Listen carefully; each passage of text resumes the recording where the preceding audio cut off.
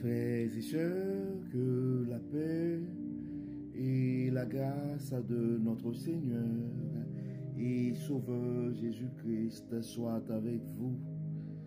Ici est WH Redemption Ministries pour notre dévotion matinale pour ce samedi 30 novembre 2024.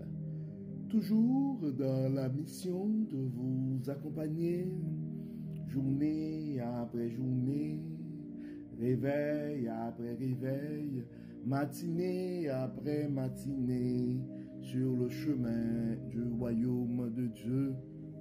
Car l'essentiel, frères et sœurs, est dans le royaume de Dieu. La force est en Dieu.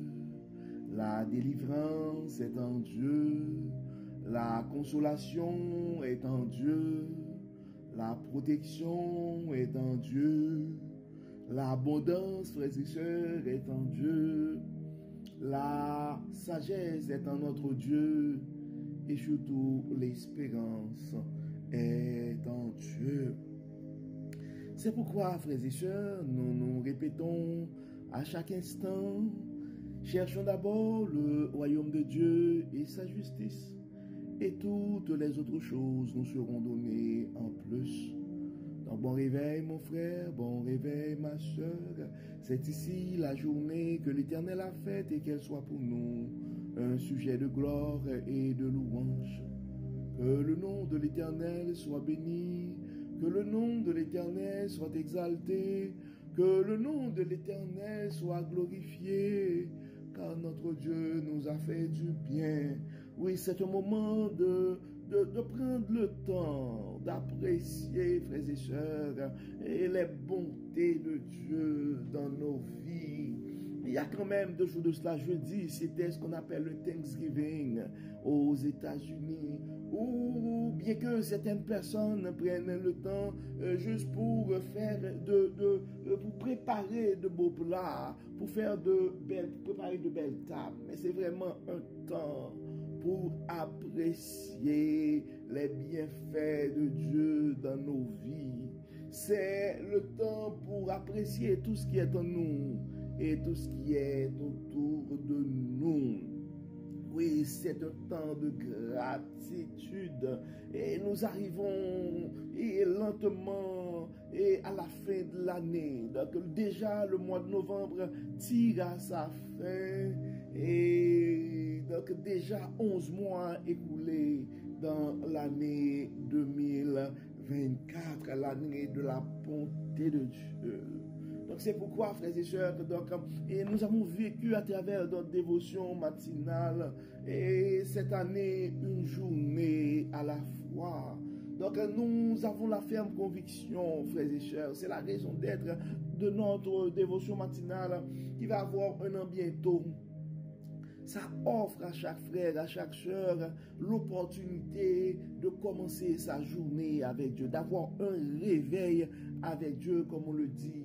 Car nous avons la ferme conviction qu'un réveil avec Dieu nous donne cette possibilité d'avoir une journée remplie de la faveur de Dieu.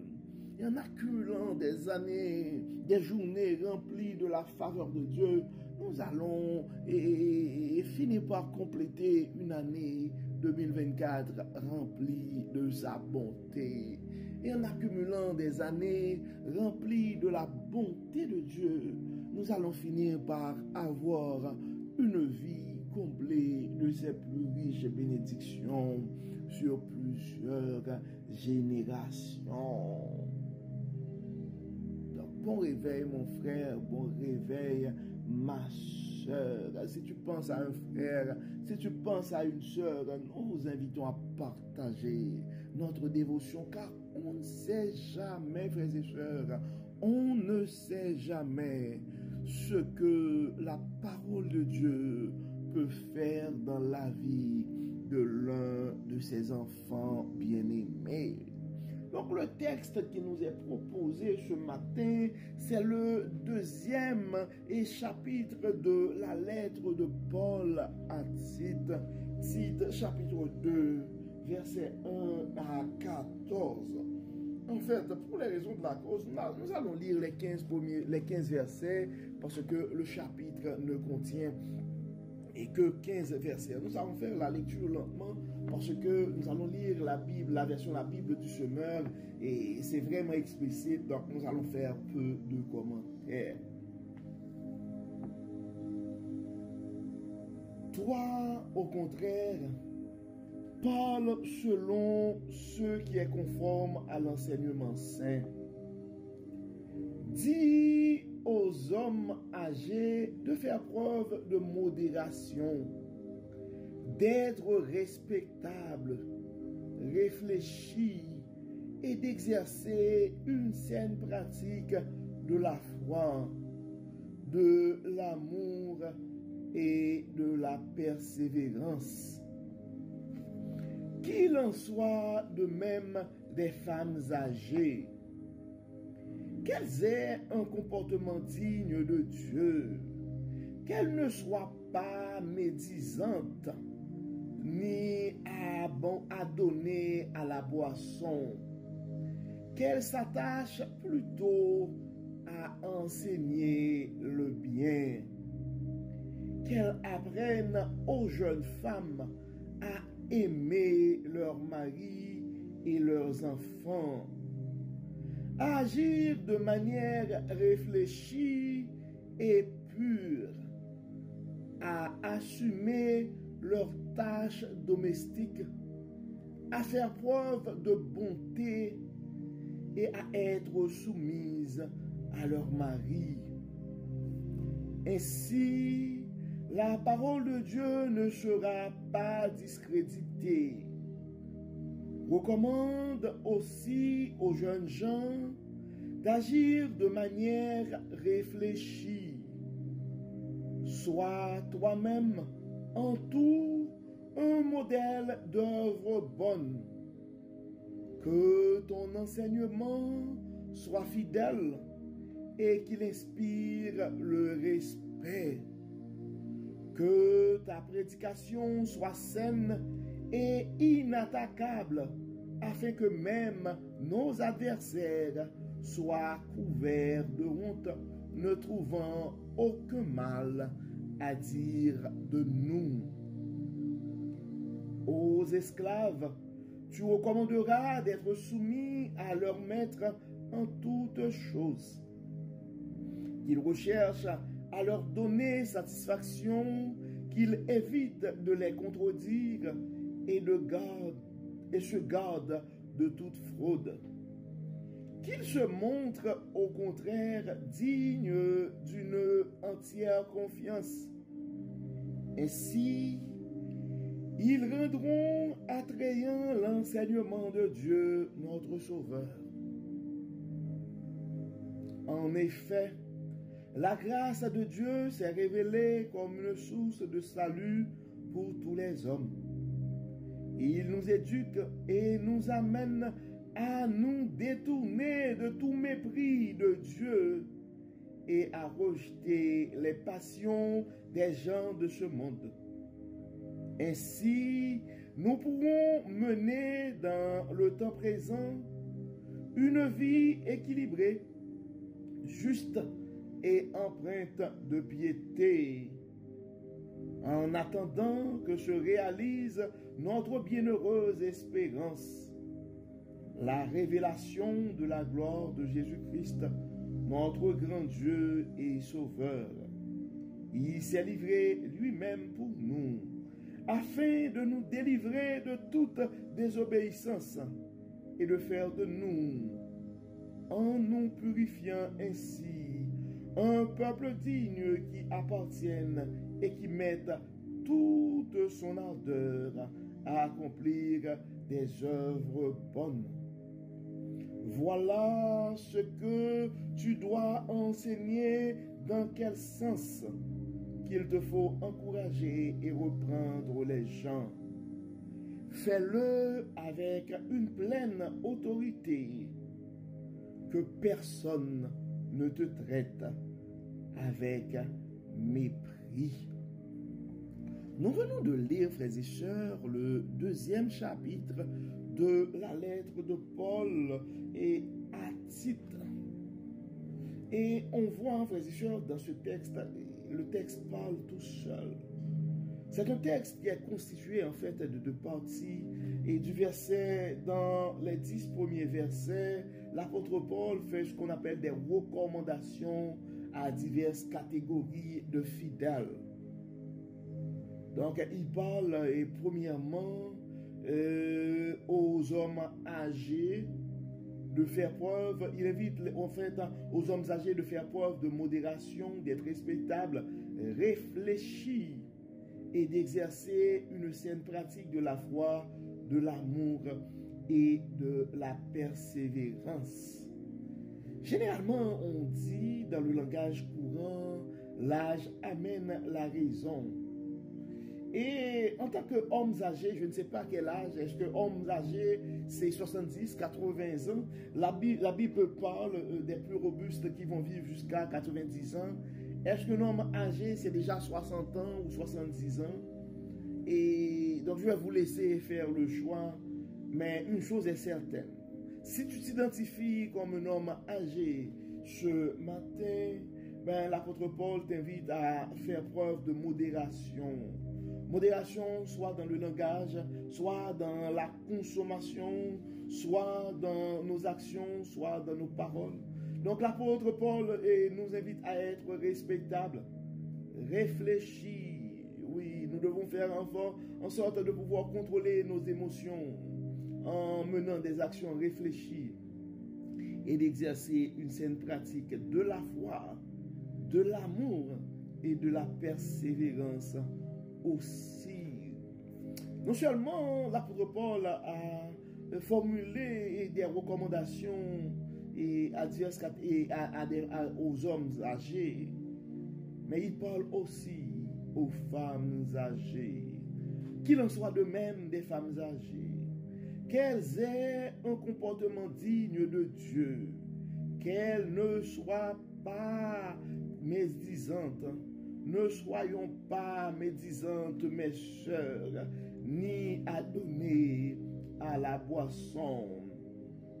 Donc, attachez-vous plutôt à enseigner le bien. Ça dit qu'elles s'attachent plutôt à enseigner le bien, qu'elles apprennent aux jeunes femmes à aimer leurs maris et leurs enfants, à agir de manière réfléchie et pure et assumer leurs tâches domestiques, à faire preuve de bonté et à être soumises à leurs maris. Donc, femmes âgées aujourd'hui, c'est quel exemple que tu offres ce matin aux jeunes femmes? Ça dit qu'elles apprennent aux jeunes femmes à aimer leurs maris et leurs enfants. Femmes qui abandonnent ses enfants ce matin. Toi qui négliges ton mari ce matin. Toi, femmes âgées. Donc, tu devrais être un bon exemple. Donc, tu dois t'attacher et enseigner le bien. Apprenez aux jeunes femmes, qu'elles apprennent aux jeunes femmes à aimer, à apprendre aux jeunes femmes et à agir de manière réfléchie et pure, à assumer leurs tâches domestiques, à faire preuve de bonté et à être soumises à leur mari. Ainsi, la parole de Dieu ne sera pas discréditée. Nous avons prié hier pour que nous puissions garder sain le témoignage de l'Église. Recommande aussi aux jeunes gens d'agir de manière réfléchie. Sois toi-même en tout un modèle d'œuvre bonne, que ton enseignement soit fidèle et qu'il inspire le respect. Que ta prédication soit saine et inattaquable, afin que même nos adversaires soient couverts de honte, ne trouvant aucun mal à dire de nous. Donc la parole parle tout seul. Donc efforçons-nous, frères et sœurs, pour que nos prédications soient saines. Donc ne donnons pas à nos adversaires, ne donnons pas à ceux qui veulent nous contredire des occasions. Soyons un modèle d'œuvre bonne. Dans le verset 9, donc ça s'adresse aux esclaves, on pourrait dire aux employés. Si tu es employé présentement, tu recommanderas d'être soumis à leur maître en toutes choses. Donc, et cultivons la loyauté. Donc, cultivons la loyauté à nos employeurs. D'ailleurs, c'est une exigence de la loi dans le Code civil du Québec, la loyauté à nos employeurs qui cherchent à leur donner satisfaction, qu'ils évitent de les contredire et se gardent de toute fraude. Donc, si tu es un employé ce matin, sois un employé exemplaire. Si tu es un membre d'équipe, peu importe, efforçons-nous d'afficher un comportement exemplaire qui se montre au contraire digne d'une entière confiance. Travaillons pour gagner la confiance des gens qui collaborent avec nous. Ainsi, ils rendront attrayant l'enseignement de Dieu, notre Sauveur. Donc, tu ne peux pas te présenter au travail et ou dans l'organisation comme chrétien, et ton comportement doit témoigner ta foi en Jésus-Christ, le chrétien que tu es. Dans le verset 11, ça dit, en effet, la grâce de Dieu s'est révélée comme une source de salut pour tous les hommes. Elle nous éduque et nous amène à nous détourner de tout mépris de Dieu et à rejeter les passions des gens de ce monde. Ainsi, nous pourrons mener dans le temps présent une vie équilibrée, juste et empreinte de piété. Donc la Bible nous invite à une vie équilibrée, frères et sœurs, une vie équilibrée, mais tout en priorisant les affaires de Dieu. Donc c'est pourquoi nous nous répétons à chaque instant, cherchons d'abord le royaume de Dieu et sa justice, et toutes les autres choses nous seront données en plus. Car nous devons nous rappeler, frères et sœurs, nous devons nous rappeler que Jésus-Christ s'est livré lui-même pour nous, afin de nous délivrer de toute désobéissance et de faire de nous des êtres purs, afin de pouvoir nous justifier. En attendant que se réalise notre bienheureuse espérance, la révélation de la gloire de Jésus-Christ, notre grand Créateur et Sauveur, il s'est livré lui-même pour nous, afin de nous délivrer de toute désobéissance et de faire de nous, en nous, purifiant ainsi un peuple qui lui appartienne et qui mette toute son ardeur à accomplir des œuvres bonnes. Voilà ce que tu dois enseigner. Dans quel sens il te faut encourager et reprendre des gens. Donc voilà, frères et sœurs, les paroles, l'enseignement que nous devons nous efforcer de donner aux gens. Voilà de quelle manière nous devons encourager les gens. Voilà de quelle manière nous devons exhorter nos frères et sœurs. Nous sommes appelés, frères et sœurs, à proclamer pendant le prochain mois l'espérance de la bonté de Dieu. Donc nous sommes appelés, frères et sœurs, à partager avec les frères et sœurs qui nous entourent la sagesse de la bonté de Dieu, tout en les rappelant aussi que notre Dieu est un Dieu d'abondance. Donc ce sont des recommandations de Paul à nous ce matin. Donc la parole nous invite à avoir un comportement réfléchi et exemplaire. Efforçons-nous de maîtriser nos émotions, de vivre de façon exemplaire, de manière que nous puissions accomplir de bonnes œuvres pour la gloire de notre Dieu. Nous savons, frères et sœurs, accomplir de bonnes œuvres, ce n'est pas une tâche facile et nous avons besoin de l'aide du Saint-Esprit pour les accomplir. C'est pourquoi, encore une fois, nous allons prier ce matin. Nous allons remercier Dieu pour la manière qu'il nous enseigne sa parole, qu'il nous révèle sa sagesse. Mais nous allons demander à Dieu aussi de nous conduire, de nous inspirer. Nous allons intercéder pour nos frères et sœurs qui sont malades, pour ceux qui ont des soucis financiers, pour ceux qui ont peur pour leur vie, pour ceux qui ont plus de questions que de réponses présentement. Nous avons de nos frères et sœurs qui cherchent une délivrance, qui cherchent une touchée de la part de Dieu. Prions ce matin. Dieu de bonté, Dieu de miséricorde, Dieu de toute grâce, nous te disons merci pour ton amour, merci pour ta fidélité. Merci Seigneur pour tout ce que tu as fait pour nous. Dieu de grâce, Dieu de bonté. Merci pour ta parole. Merci Seigneur de la manière que tu n'arrêtes pas de nous révéler ta sagesse. Dieu de toute grâce, Dieu de toute bonté. Tu nous appelles à accomplir de bonnes œuvres. L'homme charnel en nous, souvent, nous empêche à être de bons exemples pour nos jeunes. L'homme charnel en nous porte à donner des fois de mauvais conseils. L'homme charnel en nous empêche des fois à réfléchir, à agir de façon réfléchie. Dieu de toute bonté, Dieu de toute grâce, nous réclamons ce matin ton Saint-Esprit dans nos vies. Enlève-nous tout ce qui n'est pas de toi et permets, Seigneur, que ton Saint-Esprit en nous soit vivant. Inspire-nous, Dieu clément. Enlève-nous tout ce qui n'est pas de toi.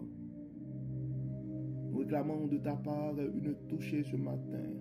Touche nos lèvres pour que nos paroles puissent donner vie. Pour que nous puissions prononcer des paroles qui donnent vie. Touche nos cœurs pour que l'amour puisse y régner. Prends le contrôle de nos pensées afin que nos actions soient réfléchies.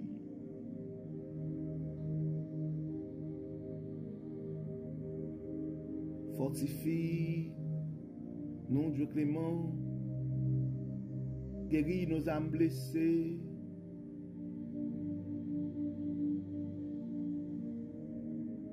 Certains d'entre nous sont malades, nous réclamons ta guérison. Touche nos corps malades, Dieu clément. Toi, le grand médecin par excellence, tu connais nos diagnostics. Touche ce matin. Beaucoup de nos frères et sœurs ont des symptômes, mais pas encore de diagnostic. Nous réclamons la guérison de ta part. La guérison complète et entière pour nos frères et sœurs qui vivent présentement avec le cancer. Nous réclamons ton support. Nous réclamons ta force pour nos frères et sœurs qui ont subi des opérations et qui se rétablissent lentement. Dieu de toute force, fortifie-les. Dieu de toute grâce, pardonne. Dieu de toute abondance, nous avons des frères et sœurs qui ont des soucis financiers. Nous donnons de pouvoir à leurs besoins. Certains ont des questions et beaucoup plus de questions que de réponses. Dieu de sagesse, ouvre des portes. Beaucoup de nos frères et sœurs sont nouveaux dans un pays étranger et ne savent pas exactement quelle direction prendre. Dieu de toute délivrance, délivre.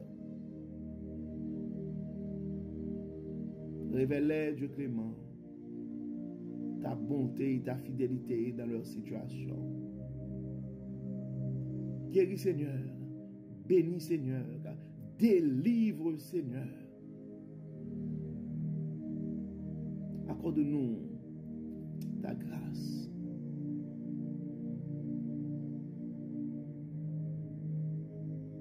Pardonne-nous et exauce-nous. Au nom de Jésus, nous prions. Amen. Amen.